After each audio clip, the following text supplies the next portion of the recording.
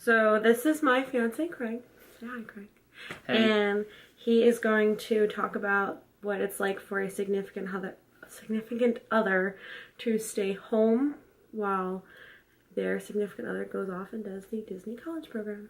So, how do you feel about me going away for 4 months? Jennifer going off for 4 months, like, it's gonna suck in a way, but in a way... Craig also has a really thick country accent, so I apologize in advance. You can't understand If you can't understand me, we'll do try and add some subtitles or something. You know, it's like, you have mixed emotions, probably. Like, I know I do. It's like, I want to see her succeed. And, like, if you love somebody, you want to see them succeed. And in doing that, you have to sacrifice. And, you know, 4 months of sacrifice, you know, for her to fulfill her dream that, you know, she planned with her mom, who's, you know, unfortunately no longer with her. And then also, like, this is going to help her with her new major. It's like, you can't hold somebody back from that, you know, especially if you love them. But at the same time, it's like, you know, you know what you're going to miss. Like, you know, you're going to miss having your best friend with you every day. You're going to miss them being with you. Like, Jennifer is a great fiance. She was a great girlfriend. She was a great friend. Like, she never missed anything that I asked her to be to. Like, she flew down from New York just to see me get initiated into the Shriners. When I was drum major DC Marching Pirates, she made it to every performance, including the Navy game and when we played the Carolina Panthers game. Represent.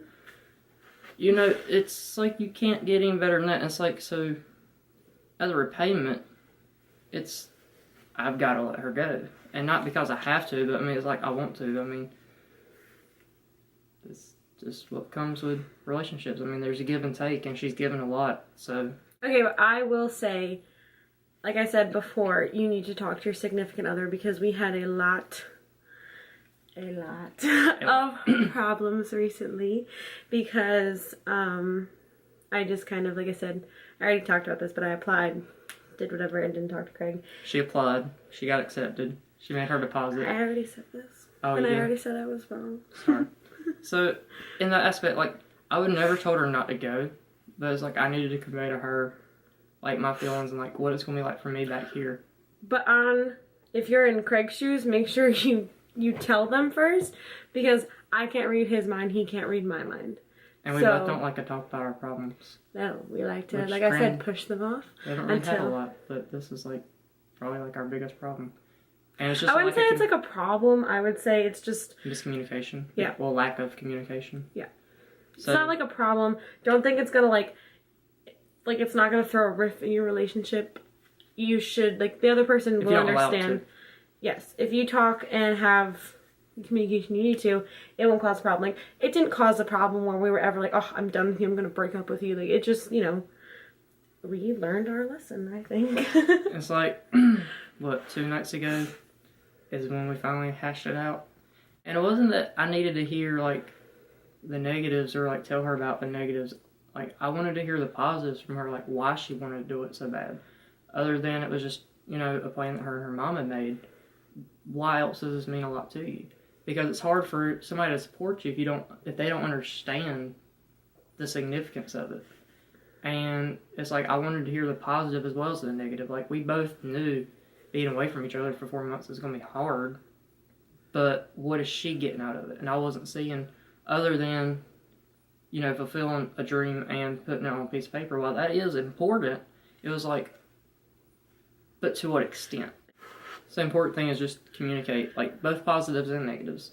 Like, you know, what am I getting out of this? What are you getting out of this? What am I missing? What are you missing? Because on the positive side, like, I get to work as many express shifts as I want, which is our transit drone bus. We are bus drivers. Yeah. No, seriously. We drive 40-foot city buses, believe it or not. I have a CDL license, so does Craig. That looks like a peanut.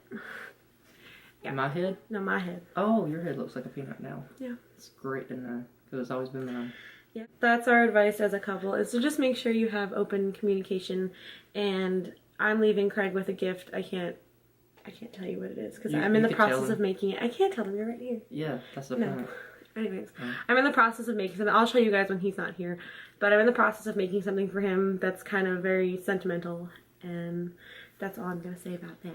But just make sure they know that you are going to miss them as well. Like, you're going off, you're doing this great thing. It's not, it is a sad thing, but it's a very exciting thing. So don't make it too sad, but make sure they understand you're going to miss them. And another thing too is like not communicating. It kind of makes it seem like that person's being selfish. Yeah, I mean, because it seemed like you don't care. I mean, that's just the kind of person I am. I don't like to show emotions, but with certain things, you kind of have to. Like, you don't like showing negative emotions. Yeah, I don't like to show when I'm upset or like I'm stressed or like worried. Yeah. But I mean, it's like deep down, I knew she wasn't being selfish, but at the same time, like perception is reality, and that's how it was being perceived. Even though deep down, I knew that isn't Jennifer. Just have open communication and talk to each other, and Skype is a real thing, and he will be down for our spring break, which is like 7 weeks after leave for the program. So just make sure you have like your Skype, your weekly phone calls, write each other letters like we're back in freaking 1940. Yeah, that's what I was gonna say.